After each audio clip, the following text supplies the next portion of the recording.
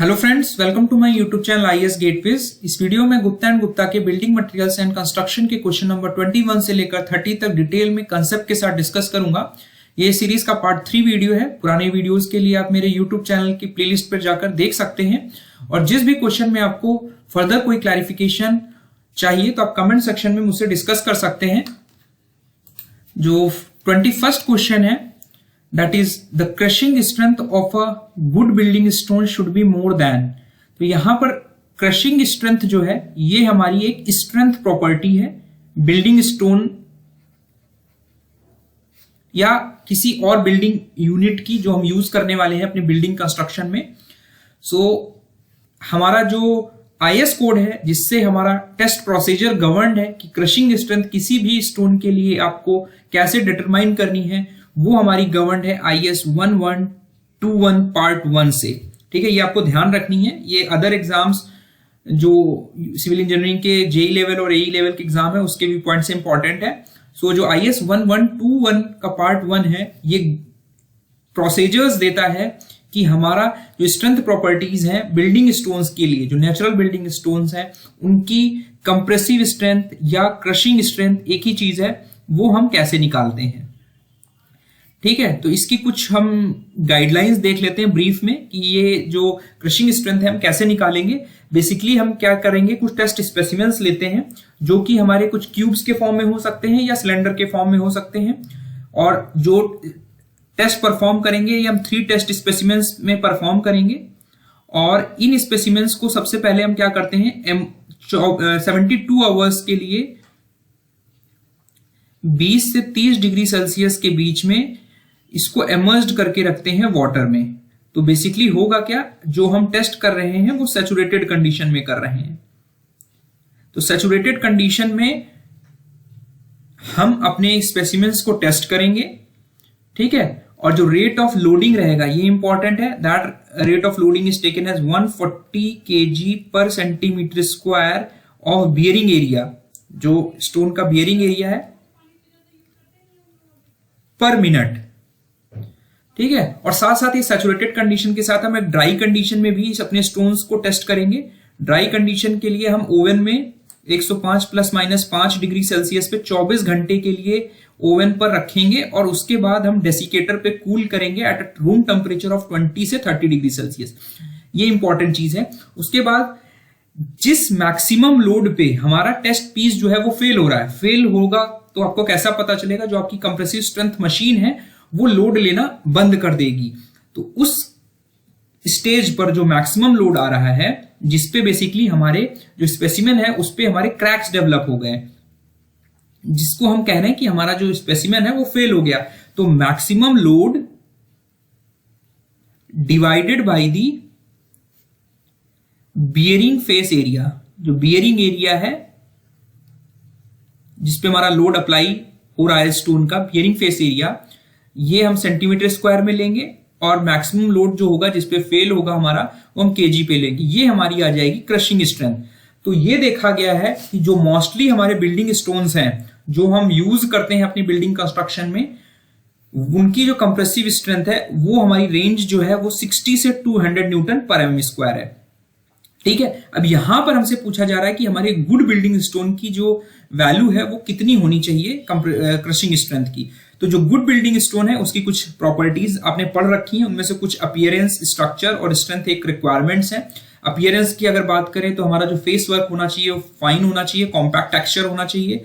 Basically हम light coloured stone prefer करते हैं, बिकॉज डार्क कलर के जो स्टोन होंगे वो over a period of time हमारे फेड आउट हो जाते हैं। ठीक है, और स्ट्रेंथ के टर्म्स में बात करें तो हमारी स्ट्रांग होनी चाहिए स्टोन्स, ड्यूरेबल होना चाहिए, and they should be able to withstand the disintegrating action of weather. अब आते हैं गुड बिल्डिंग स्टोन के लिए। तो गुड बिल्डिंग स्टोन के लिए हमारी जो रिक्वायरमेंट है क्रशिंग स्ट्रेंथ की, जिन भी स्टोन्स की जो स्ट्रेंथ है वो हमारी greater than or equal to 100 megapascal है, वो हमारे गुड बिल्डिंग स्टोन की कैटेगरी में आएंगे। यहां पर मैंने कई सारे स्टोन्स के एग्जाम्पल दिए हुए हैं कि उनकी क्रशिंग स्ट्रेंथ किस रेंज में लाई करती है। जैसे अगर आप देखेंगे तो ट्रैप की हाईएस्ट क्रशिंग स्ट्रेंथ है among these listed stones 300 to 350 Newton पर एम स्क्वायर। लेटराइट की आप देखेंगे क्रशिंग स्ट्रेंथ सबसे कम है 1.8 से 3.2, तो ये आप याद रख सकते हैं, ठीक है।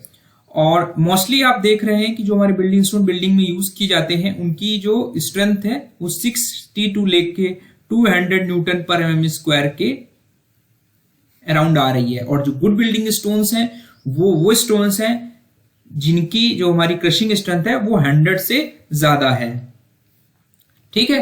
तो करेक्ट आंसर जो होगा ऑप्शन बी होगा। इसके बाद नेक्स्ट क्वेश्चन है कि हमारी जो स्पेसिफिक ग्रेविटी है मोस्ट ऑफ बिल्डिंग स्टोन जो हम यूज करते हैं बिल्डिंग कंस्ट्रक्शन में, उनकी स्पेसिफिक ग्रेविटी किस रेंज में आती है।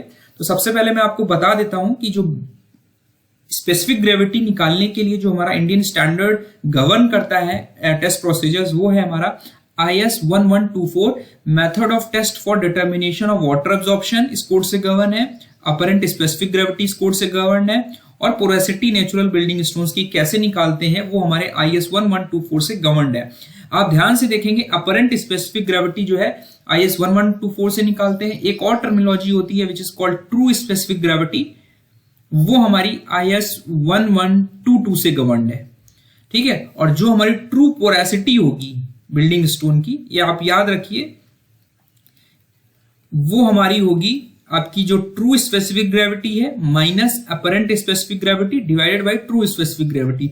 मैं यहां पर आपसे अपरेंट स्पेसिफिक ग्रेविटी की इसलिए बात कर रहा हूं बिकॉज मोस्टली जो बिल्डिंग स्टोन के सिलेक्शन के लिए हम जो पैरामीटर यूज करते हैं वो अपरेंट स्पेसिफिक ग्रेविटी यूज करते हैं rather than true specific gravity, ठीक है। Most frequently used parameter for deciding the building stone कि हमें यूज करना है या नहीं करना है। तो जनरली देखा गया है कि जो गुड बिल्डिंग स्टोन्स हैं उनकी जो स्पेसिफिक ग्रेविटी है वो 2.4 से 2.8 तक लाई करती है। यहां पे मैंने डिफरेंट स्टोन्स की स्पेसिफिक ग्रेविटी लिस्ट आउट कर रखी है और इंडिया के किस किस रीजन में ये स्टोन्स पाए जाते हैं वो आपको बताया हुआ है। आप देख पा रहे हैं कि जो ग्रेनाइट की स्पेसिफिक ग्रेविटी है 2.6 से 2.7 है and this is basically apparent specific gravity, ठीक है। बेसाल्ट की हमारी 2.6 से 3 है, सैंडस्टोन की 2.2 से 2.8 है, लाइमस्टोन की 2.5 से 2.8 है, सिस्ट की 2.5 से 2.9 है, मार्बल की 2.4 से 2.7 है, ग्नीस की 2.6 से 2.9 है, क्वार्टजाइट की 2.6 से 2.8 एंड स्लेट की 2.7 से 2.8। तो आप देख पा रहे हैं कि ज्यादातर जो हमारे बिल्डिंग स्टोन्स हैं उनकी स्पेसिफिक ग्रेविटी 2.4 से 2.8 के बीच में लाई कर रही है। तो अगर आप ऑप्शंस देखेंगे तो हमारा जो most appropriate and nearest answer है वो हमारा ऑप्शन सी है कि 2.5 से 3। और अगर एग्जैक्टली आपसे पूछा जाए तो करेक्ट आंसर 2.4 से 2.8 होगा। उसके बाद हमारा नेक्स्ट क्वेश्चन है कि हमारा जो स्पेलिंग हैमर है वो हमारा किस पर्पज से यूज किया जाता है। तो यहां पर मैंने आपको एक स्पेलिंग हैमर दिखाया हुआ है जिसकी जो डिक्शनरी मीनिंग है, अगर डिक्शनरी मीनिंग पे जाए तो स्पेलिंग हैमर हमारा वो हैमर है basically it is a large hammer with flat face.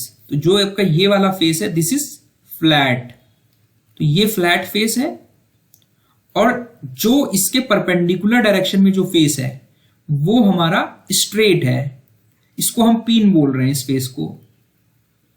तो दिस फेस इज स्ट्रेट, इसी वजह से कह रहे हैं कि this is straight pin for breaking and rough dressing of stones, ठीक है।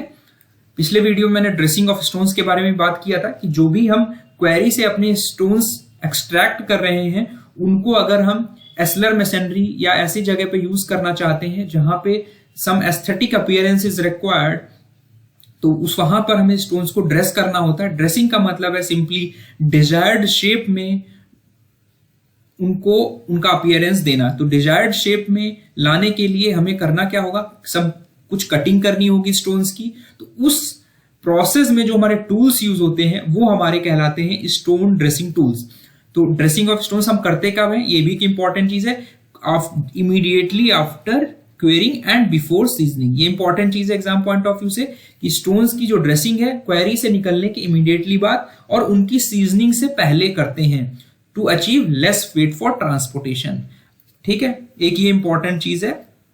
और जो क्वेरी से स्टोन निकला उसका रफ सरफेस होंगे उसमें which are dress to obtain a definite और रेगुलर शेप ऑब्टेन करने के लिए, जो कि हम बेसिकली यूज कहां करते हैं, जो हमारे एस्लर स्टोन मेसनरी है। रैंडम रबल मशीनरी में तो आपका जो जैसा रफ सरफेस निकल रहा है आप वैसे यूज कर सकते हो, लेकिन जो एस्लर स्टोन मशीनरी है वहां पर आपको अपने स्टोन्स को ड्रेस करके ही यूज करना होगा, बिकॉज वहां पर डेफिनेट और रेगुलर शेप चाहिए। एडवांटेज ये होगा कि हमारा जो अपीयरेंस होगा वो प्लीजिंग हो जाएगा, और प्रॉपर बेडिंग प्लेन के साथ हमारा जो मोटार है वो ज्वाइंट्स अच्छे हो जाएंगे, और जो डिजायर्ड शेप्स हमें देने हैं अपने स्ट्रक्चर में, बेसिकली आर्चेस, कोपिंग्स या पिलर्स में, वो हम ड्रेस स्टोन के साथ ही कर पाएंगे।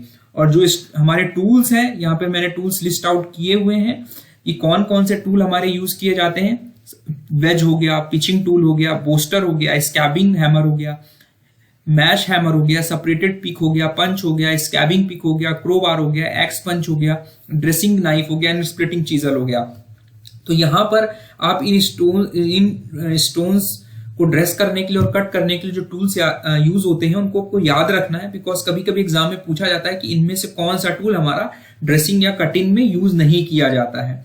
तो बेसिकली जो इस क्वेश्चन में जो बात कर रहे हैं वो आइटम नंबर ई, स्पेलिंग हैमर की बात कर रहे हैं। आप इसमें देख रहे हैं कि हमारा एक जो ये हमारा स्ट्रीट पिन है, and this spelling hammer is having a curved shape, ठीक है, जिसको हम स्टोन्स की ड्रेसिंग में यूज कर रहे हैं। तो करेक्ट आंसर जो होगा वो ऑप्शन बी होगा।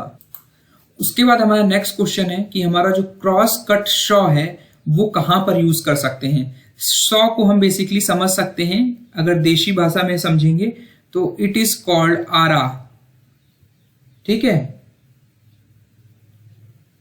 तो बेसिकली जो ये सेटअप है ये यूज किया जाता है हमारा हार्ड स्टोन्स की कटिंग के लिए, ठीक है। यहां पर मैंने जो फैक्ट्रीज में, जो इंडस्ट्रीज में जो यूज हो रही है मशीनें कुछ इस तरह की हैं, हैवी ड्यूटी मशीन्स हैं जो कि हार्ड स्टोन्स को कट करने के लिए यूज करती हैं। और मैं इसको आपको प्रैक्टिकल एग्जांपल के साथ बताता हूं कि आपका जो नेचुरल बेडिंग प्लेन है उसके परपेंडिकुलर डायरेक्शन में जब स्टोन को आप स्लाइस करोगे तो वो हमारा डायरेक्शन कहलाएगा cross cut. Means the stone is sliced at a perpendicular angle to the bed rock, यानी बेडिंग प्लेन के परपेंडिकुलर डायरेक्शन में अगर आप रॉक को कट कर रहे हो, it is called cross cut stone. आपने देखा होगा कि हमारे ब्राउन ग्रेनाइट्स आते हैं वो हमारे इस क्रॉस कटिंग शॉक का यूज करके बनाए जाते हैं, जिसमें हम स्लाइसेस में परपेंडिकुलर डायरेक्शन में बेडिंग रॉक के स्लाइस करते हैं, सो दैट जो फ्रेगमेंट्स हैं, कलर वेरिएशंस हैं, वो हमारे एक्सपोज हो जाएं।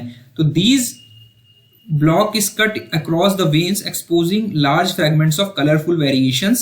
These fragments appear in form of floral patterns, spotting and crystals. जैसा कि आप देख पा रहे हैं अलग अलग हमारा पैटर्न आपको दिख रहा है, ठीक है। In cross cut stones the layers create a more or less swirly or cloudy look, ठीक है। एग्जाम्पल के तौर पे आप डेजर्ट ब्राउन ग्रेनाइट देख रहे हैं, और जो दूसरा इसमें हम नेचुरल बेडिंग प्लेन के पैरेलल कट करते हैं वो हमारा वेन कट कहलाता है। ध्यान रखना है क्रॉस कट अलग होती है और दूसरी जो शॉ होती है that is when cut Shaw, जिसमें हम बेडिंग प्लेन के पैरेलल हम स्लाइस करते हैं अपने स्टोन को, तो हमारा वहां पर हमारा जो अपीयरेंस है वो अलग आएगा, ठीक है। तो बेसिकली जो आपका मैंने ग्रेनाइट का एग्जांपल दिया वो क्रॉस कट स्टोन होता है, and it is in the category of basically hard stones, और ये क्रॉस कट मशीन हमारी इन्हीं हार्ड स्टोन्स को कट करने के लिए यूज की जाती है। तो यहां पर करेक्ट आंसर जो होगा ऑप्शन बी होगा। नेक्स्ट क्वेश्चन है हमारा कि यहां पर जो सैपवुड है उसमें हमारा जो कंपोजिशन होता है वो क्या होता है।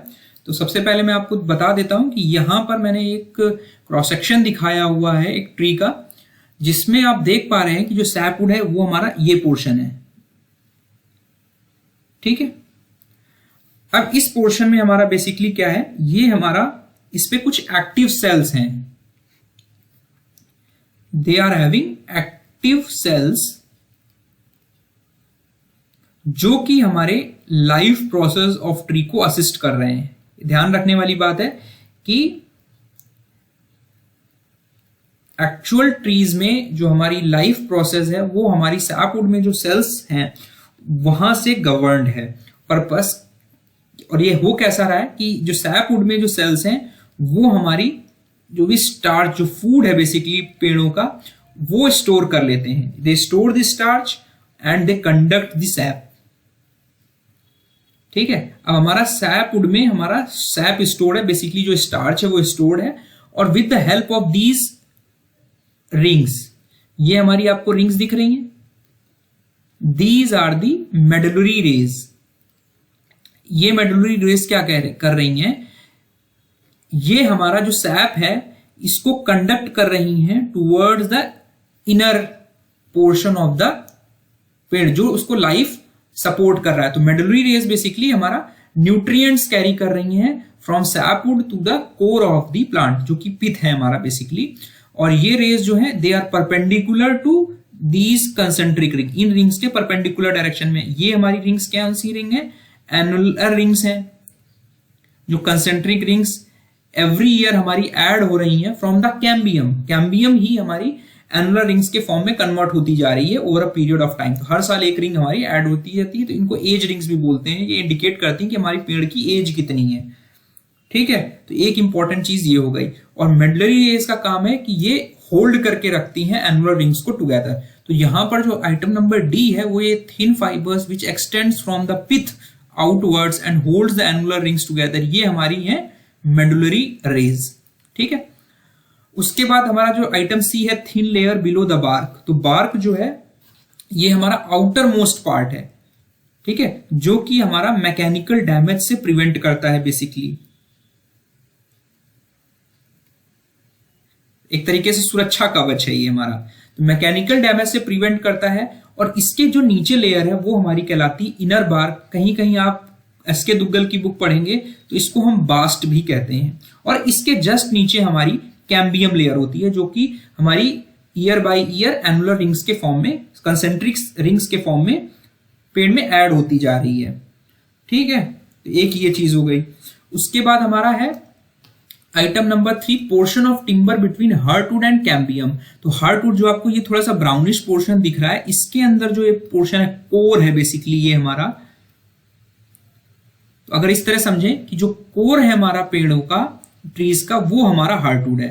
तो बेसिकली हार्टवुड हमारा जैसे जैसे पेड़ ग्रो करता है, हमारे जो इनर सेल्स हैं ओल्डर पोर्शन के, वो हमारे इनएक्टिव होते जाते हैं। तो हार्टवुड में हमारा इनएक्टिव सेल्स होते हैं जो कि डिके नहीं होते। ध्यान रखना है कि सेल्स इनएक्टिव हैं पर दे डू नॉट डिके। ठीक है, जब ट्री हमारी यंग होती है तो ये हमारे एक्टिव रहते हैं। जैसे जैसे ट्री हमारी ग्रो करती जाती है, हमारे हार्टवुड बढ़ती जाती है और उसके अंदर के जो सेल्स हैं वो हमारे इनएक्टिव होते जाते हैं। और ये हमारा strong and firm support provide करते हैं ट्रीज को। जो ये कोर पोर्शन है, it provides strong and firm support. जब ट्री हमारी फुली डेवलप्ड उसकी ग्रोथ हो जाती है। ठीक है, तो इसमें अब हमारा इनएक्टिव सेल्स हैं जो डीके नहीं कर रहे हैं। और ये न्यूट्रिएंट्स कहां से ले रहा है, सैपवुड से, थ्रू द मेडुलरी रेज। ठीक है, और हमारा जो सेंटर पोर्शन है पिथ, ये पिथ बेसिकली क्या है, हमारा मेडुला भी कहते हैं इसको। तो पिथ का बेसिकली क्या है, इसमें हमारे सेलुलर टिश्यूज हैं, they are having cellular tissues, जिसमें हमारा जब ट्री यंग होता है, इंपॉर्टेंट चीज है कि जब ट्री एकदम यंग होगा तो उस केस में इन सेलुलर टिश्यूज में हमारा फूड स्टोर रहता है जो कि पेड़ को सपोर्ट करता है, नरिश करता है ड्यूरिंग यंग स्टेजेस। तो बेसिकली ये हमारा first form portion of tree है। सबसे पहले जो पोर्शन बनता है ट्री का वो यही होता है। जब यंग होता है तो इसमें हमारा फूड स्टोर होता है और ये हमारे प्लांट्स को नरिश करता है। जैसे जैसे हमारा प्लांट ग्रो करता जाता है, यहाँ की जो सेल्स हैं वो इनएक्टिव होती जाती हैं। उसके सराउंडिंग में जो हमारी पोर्शन है वो हमारा हार्टवुड में कन्वर्ट हो जाता है। उसके बाद जो हमारा ग्रोथ होती जाती है सैपवुड, जहां से हमारा ग्रोन ट्री यानी ओल्डर ट्री हमारा सारा जो न्यूट्रिएंट्स हैं वो सैपवुड के थ्रू लेता है towards the inner portion of the tree. ठीक है, तो जो portion of timber between heartwood and cambium layer है ये हमारा सैपवुड है, जिसमें हमारे एक्टिव सेल्स हैं और हमारे लाइफ प्रोसेस को असिस्ट कर रहे हैं बाय स्टोरिंग द स्टार्च। और इसका एक और टेक्निकल नाम है हमारा अल्बर्नम। ये इंपॉर्टेंट चीज है, हम जो सैपवुड को अल्बर्नम भी बोलते हैं। तो यहाँ पे मैंने कुछ डेफिनेशंस भी ऑलरेडी दे रखी हैं, आप इसे पढ़ सकते हो। कि जो सैपवुड है ये हमारी आउटर एनुलर रिंग्स है हार्टवुड और कैम्बियम लेयर के बीच में। अब कैम्बियम लेयर का फंक्शन क्या होता है, जो हमारा इनर बार के नीचे है, to grow wood cells on the inside and smaller bast cells on the outside. ठीक है, the bark protects the wood against mechanical damage, its inner layer, यानी बास्ट की जो बार्क की इनर लेयर है जिसको मैंने बताया बास्ट कहते हैं, it conveys nutrients from the crown, यानी बाहर पोर्शन से टुवर्ड्स द इनर पोर्शन वो फूड को ट्रांसफर करते हैं। मेडलरी रेस को हम थिन हॉरिजेंटल वेन्स भी बोलते हैं जो रेडिएट करती हैं बिकॉज रेडियल डायरेक्शंस में है from the pith towards the bark, they carry sap from outside to the inner parts of tree and nourish it, they keep the annular rings tightly grip together. ठीक है, sapwood का मैंने already बचा दिया कि they constitute the sapwood which transmits the sap from roots to branch. ठीक है, compared with heartwood, heartwood के कंपैरिजन में जो सैपवुड होगी वो लाइटर वेट की होगी, लाइटर डेंसिटी की होगी और कलर भी इसका लाइटर होगा, स्ट्रेंथ वीकर स्ट्रेंथ की होगी and it is more liable to decay. ठीक है, तो ये कुछ इंपॉर्टेंट पॉइंट्स थे जो आपको ध्यान रखना है एग्जाम पॉइंट ऑफ व्यू से। ठीक है, तो करेक्ट आंसर जो होगा वो हमारा बी होगा। और जो inner most annular rings around the pith हैं ये हमारे form the composition of heartwood, जो हमारे पेड़ को बेसिकली फर्म सपोर्ट दे रहे हैं, स्ट्रेंथ दे रहे हैं। और जब ट्री ग्रो कर रहा था तो इसी में हमारे इनएक्टिव सेल्स, जो एक्टिव सेल्स थे वो इनएक्टिव सेल्स में कन्वर्ट हो रहे थे। तो करेक्ट आंसर जो होगा ऑप्शन बी होगा। इसके बाद हमारा नेक्स्ट क्वेश्चन है कि which of the following trees yields heartwood. तो हार्टवुड हमें किन पेड़ों से मिलते हैं, तो मैं जस्ट आपको एलैबोरेट कर देता हूं कि जो हमारी हार्डवुड है ये हमारी डेसिडुअस ट्रीज से मिलती है। अब ये डेसिडुअस ट्रीज आप कैसे पहचानेंगे कि डेसिडुअस ट्रीज हैं, तो इनका जो पहला बेसिक तरीका है उनकी लीव्स से आप पहचान सकते हैं कि इनकी जो लीव्स होंगी आपकी वो आपकी ब्रॉड फ्लैट लीव्स होंगी।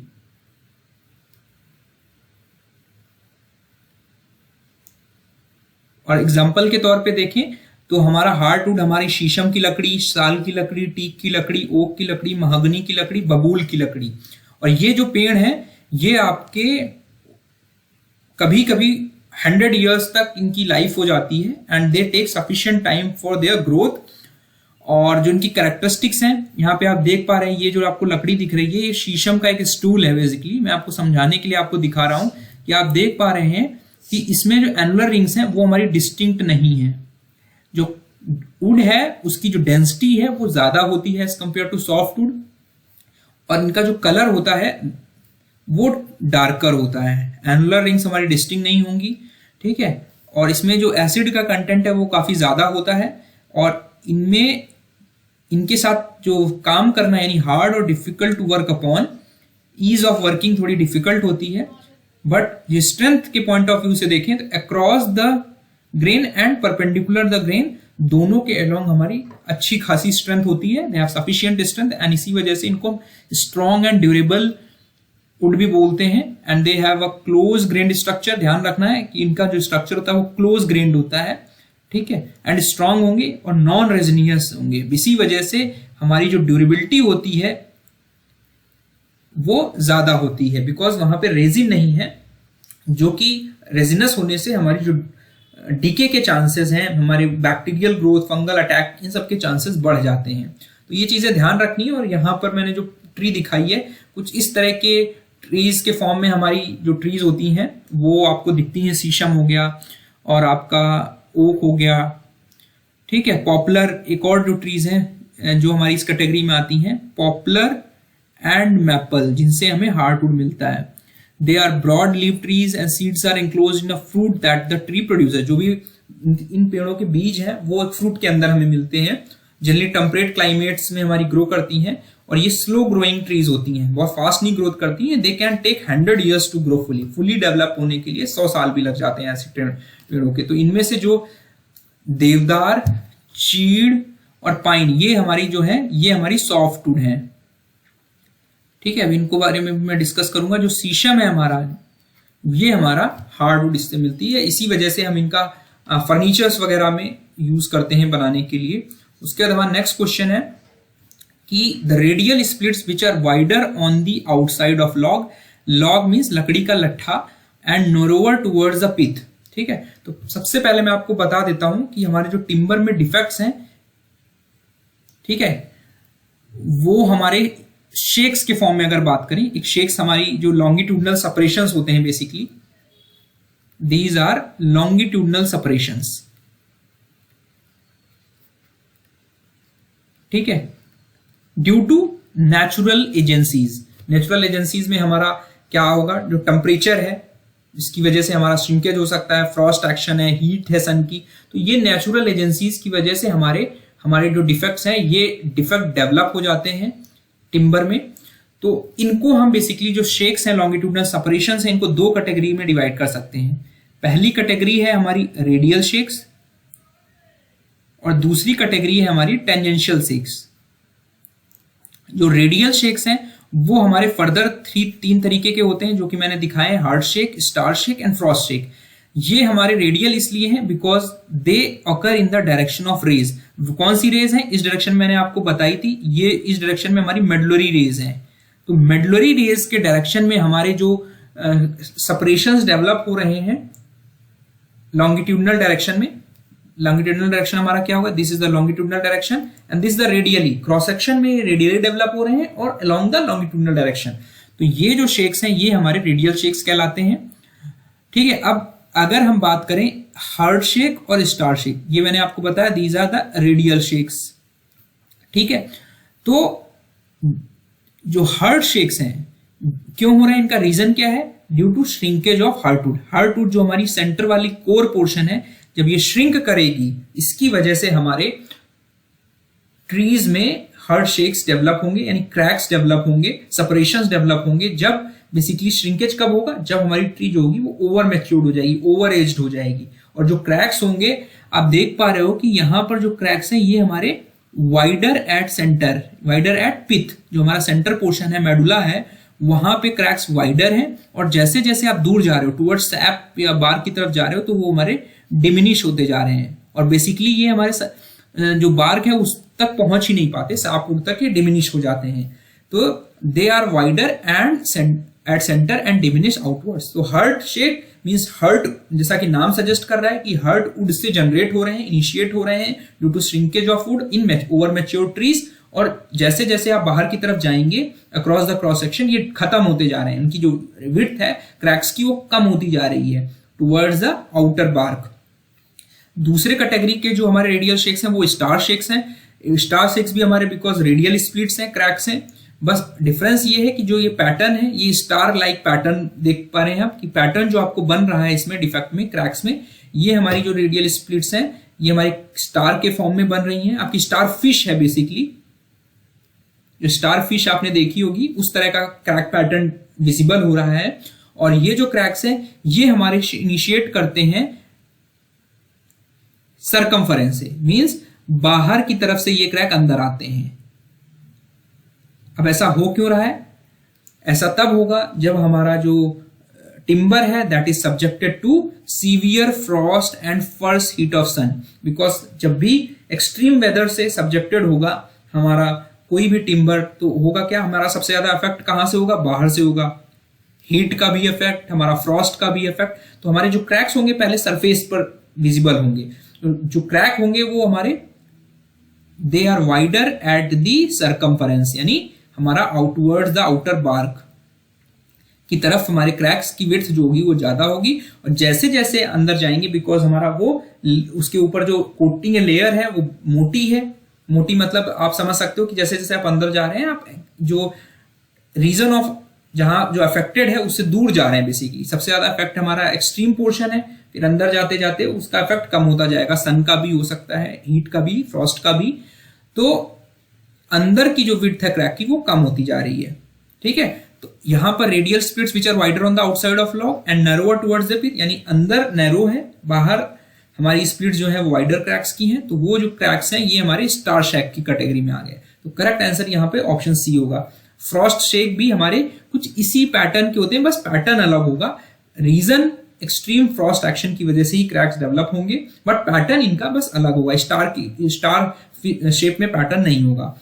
तो star shakes appear as wood dries कब होंगे, जब हमारा जो वुड है it dries below the fibre saturation point. ये इंपॉर्टेंट चीज है कि कौन सा शेक हमारा डेवलप होते हैं, कौन से स्प्लिट्स, कौन से क्रैक्स डेवलप होते हैं जब हमारा जो मॉइस्चर कंटेंट है वो फाइबर सैचुरेशन पॉइंट से नीचे जाने लगता है, तो वो हमारे स्टार शेक्स होंगे। ठीक है, उसके बाद आते हैं टेंजेंशियल शेक्स। टेंजेंशियल शेक्स का मतलब है कि जो हमारे एनुलर रिंग्स हैं उनके टेंजेंशियल डायरेक्शन में हमारी ये क्रैक्स डेवलप हो रही है। आपको जो ब्राउन कलर की मोटी सी लाइन दिख रही है, ये बेसिकली हमारे सेपरेशंस हैं।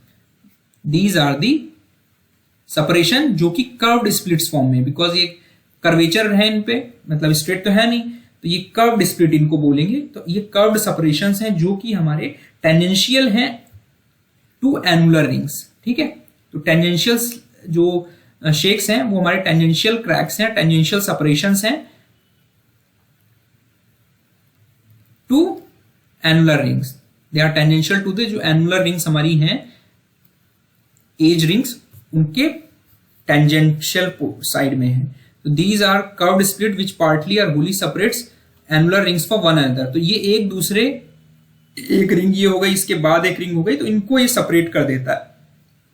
और इसका भी रीजन ये है कि excessive Frost action on the SAP portion. जो सैप पोर्शन है, हार्टवुड के बाद वाला पोर्शन, उस पे अगर हमारा जो ट्री है that is subjected to frost action on the sap, especially when the tree is young. तो इंपॉर्टेंट चीज है, टेंजेंशियल सैक्स में जो कप शेक्स हैं वो हमारे excessive Frost action in the SAP, जब हमारी ट्री जो है वो यंग है, तब हमारे इस तरह के टेंजेंशियल शेक्स आपको देखने को मिलते हैं। अब आते हैं रिंडगाल।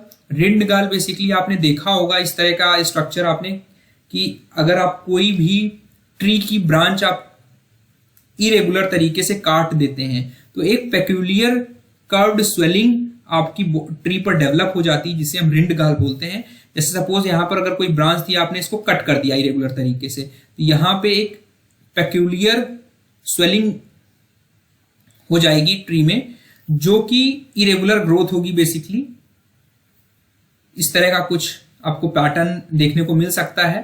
तो दिस इज कॉल्ड रिंडगाल। और इसका जो, अगर इसके लैटिन वर्ड में जाएंगे तो रिंड का जो मतलब है वो है हमारा बार्क, बिकॉज ये जो आपको ब्राउन कलर की ये सरफेस दिख रही है, ये हमारी बार्क है।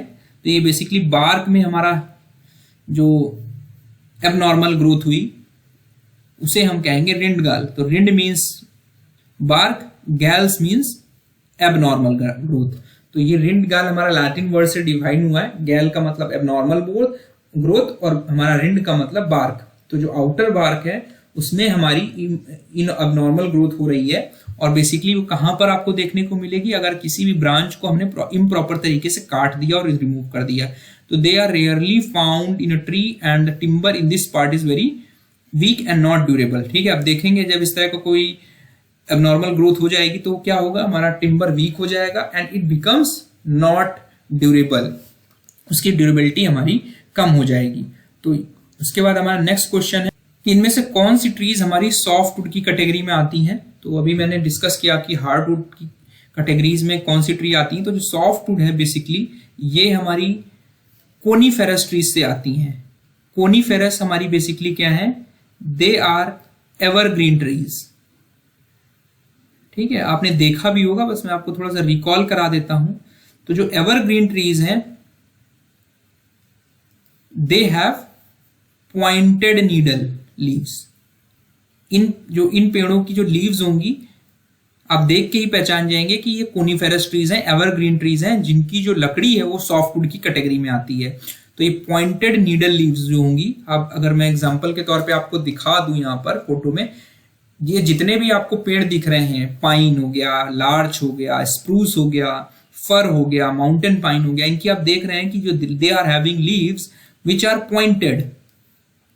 ठीक है, तो ये सारी जो ट्रीज हैं ये हमारी सॉफ्टवुड देती हैं, इसमें स्प्रूस, देवदार भी एक इंपॉर्टेंट ट्री है जिसमें इसकी जो लीव्स हैं वो पॉइंटेड नीडल होती हैं और इनसे सॉफ्टवुड मिलती है। चीड़ हो गया, कायल हो गया, वॉलनट हो गया, they are examples of softwood. अब अगर हम सॉफ्ट क्यों बोल रहे हैं, बिकॉज इसका जो टेक्सचर है बेसिकली वुड का वो हमारा सॉफ्ट और रेगुलर है, इनकी डेंसिटी हार्डवुड के कंपैरेटिवली कम होती है, लाइट वेट की लकड़ी मिलती है इन पेड़ों से हमें। ठीक है, तो light in weight and colour. Annular rings हमारी डिस्टिंक्ट होती हैं, बहुत ही क्लियरली विजिबल होती हैं, क्योंकि इसकी जो ग्रोथ होती है बहुत फास्ट होती है इन ट्रीज की। इस वजह से जो एनुलर रिंग्स है वो डिस्टिंक्ट हमको मिलती हैं। और जो स्ट्रेंथ के रेफरेंस में बात करें तो हमारी along the direction of fibres, इनकी स्ट्रेंथ बहुत अच्छी होती है।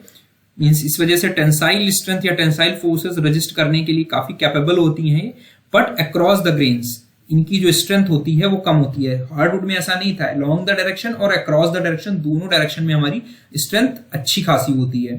ठीक है, फाइबर्स जो हैं इनके स्ट्रेट होते हैं और जो मटेरियल होता है अंदर जो वुड होती है वो रेजिनस होती है, जिसमें रेजिन्स और टर्पेंटाइन होती है और एक पेक्यूलियर टाइप की फ्रेग्रेंस हमें इनकी वुड से आती है और टेक्सचर हमारा सॉफ्ट और रेगुलर होगा।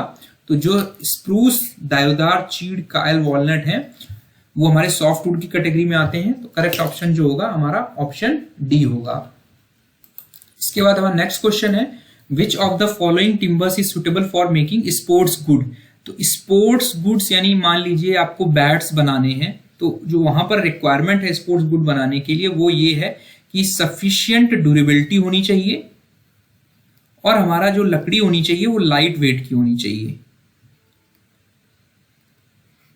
ठीक है, जो आपकी साल है ये आपकी हार्डवुड है, तो इसको तो आपको यूज नहीं करना बिकॉज इसकी जो डेंसिटी है वो काफी ज्यादा होगी, हैवी वेट के होंगे, तो इसको हम स्पोर्ट्स गुड्स बनाने के लिए यूज नहीं करते। जो साल और देवदार है बेसिकली इनको हम यूज करते हैं फर्नीचर्स बनाने के लिए। देवदार के साथ अच्छी बात यह है कि it is easy to work. ठीक है, इजी टू वर्क में क्या फायदा होता है, बिकॉज ये सॉफ्ट वुड होती है देवदार, तो हम आसानी से काम कर पाते हैं। तो जो फैंसी नहीं, जो सॉफ्ट वुड है इसको हम यूज कर सकते हैं वेरियस स्ट्रक्चरल कंपोनेंट्स बनाने के लिए। और जो मलबरी है, मलबरी बेसिकली आपने शहतूत देखे होंगे, जो शहतूत की लकड़ी है उसे हम मलबरी बोलते हैं। मलबरी जो है शहतूत का पेड़ को हम मलबरी बोलते हैं। आप देख पा रहे हैं this is the mulberry tree और इसका जो यूज है वो हम स्पोर्ट्स गुड्स में करते हैं। बेसिकली जो बैट्स हो गए हमारे और भी जो स्पोर्ट्स के जिसमें टिम्बर यूज हो रहा है वो हमारी मलबरी यूज की जाती है। बिकॉज सबसे अच्छा एडवांटेज ये है कि ये हमारा वेरी लाइट इन वेट होता है। ठीक है, तो और ये जो आपको पेड़ दिख रहे हैं, आपने माउंटेनियस ट्रेन में देखा होगा, उत्तराखंड जिन लोगों ने ट्रैवल किया होगा वहां पर आपको ये देवदार के पेड़ देखने को मिलेंगे जो हमारी एवरग्रीन ट्री की कैटेगरी में आती है। सॉफ्ट वुड मिलती है and they are having evergreen trees having soft wood. और ये जो ट्री है ये महोगनी की ट्री है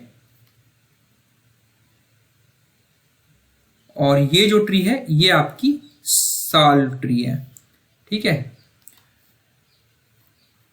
जो फैंसी गुड्स एंड टॉयज बनाने के लिए हमारे यूज की जाती हैं उसमें महोगनी हमारी जो लकड़ी है वो easily workable, strength and durability अच्छी होती है, Fairlie hard and light weight की होती है, सेंटेड होती है। सिमूल, सैंडल, बंबू और मेहगनी ये हमारे फैंसी गुड्स एंड टॉयज बनाने के लिए यूज किए जाते हैं। रेलवे स्लीपर जहां पे strength is primary requirement, hardness, toughness, strength हमारी जरूरत है, वहां पे बेसिकली हम सुंदरी, रेड सेदार, साल, काटबेल एंड देवदार का यूज करते हैं, जहां पर हमारा जो स्ट्रक्चर है क्लोज ग्रेड स्ट्रक्चर होता है। क्रिकेट बैट जो होने चाहिए they should have sufficient weight and weight होना चाहिए but they should having light structure, colour हमारा लाइट होना चाहिए बट रीजनेबली स्ट्रांग होनी चाहिए।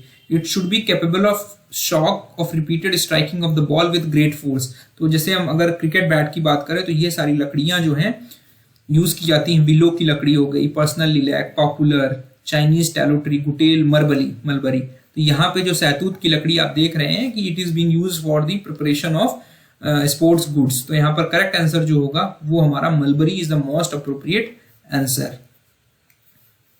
उसके बाद हमारा नेक्स्ट क्वेश्चन है, असर्शन है, रीजन है। तो शीशम is used for decorative woodwork, ये स्टेटमेंट बिल्कुल सही है। मैंने बताया आपको कि जो शीशम है ये आपका हार्डवुड होता है पहले तो, जो कि डेसिडुअस ट्रीज से ऑब्टेन किया जाता है, जिनकी ब्रॉड लीव्स होती हैं। इनको हम डेकोरेटिव वुडवर्क्स में इसलिए यूज कर सकते हैं because they can be polished to an excellent finish. ये सबसे प्राइमरी रीजन है कि हार्ड, स्ट्रांग और ड्यूरेबल तो होती है शीशम की लकड़ी, साथ साथ जो इसका नेचुरल ग्रेन पैटर्न है आप देख पा रहे हैं, जो शीशम की लकड़ी उसका जो नेचुरल ग्रेन पैटर्न है वो बहुत ही एस्थेटिकली बहुत अच्छा होता है, तो it makes it very beautiful. और नेचुरल ग्रेन्स के साथ साथ एक रिक्वायरमेंट और भी है, वो लकड़ी हम यूज करेंगे एस्थेटिक पर्पस के लिए जिसमें हम काम आसानी से कर सके, it is easy to work with. तो फर्नीचर्स वगैरह जितने बने होते हैं जहां पर आपको स्पेशल डिजाइन, स्पेशल लुक की जरूरत होती है, वहां पर आप देखेंगे शीशम की लकड़ी यूज की जाती है। तो लाइट होती है, सॉफ्ट होती है, ड्यूरेबल होती है, should take good polish, polish अच्छे से कर पाते हैं। स्ट्रक्चर तो क्लोज ग्रेन्ड होता ही है, जैसे मैंने आपको दिखाया था अभी एक स्टूल की फोटो, and it is easy to work with. तो सबसे इंपॉर्टेंट प्राइमरी रीजन है शीशम को यूज करने का कि it is easy to work with, जिसकी वजह से हम डेकोरेटिव वर्क्स में इसको यूज कर सकते हैं। तो फर्नीचर में और भी जो लकड़ियां हैं, teak, champa, deodar, rakt, chandan and walnut, these are being used for the construction of furnitures. तो यहाँ पर जो आर रीजन है वो असर्शन ए स्टेटमेंट का करेक्ट एक्सप्लेनेशन है, तो करेक्ट आंसर जो होगा वो ऑप्शन ए होगा। आई होप मेरा वीडियो आपको पसंद आया होगा। Thank you and all the best.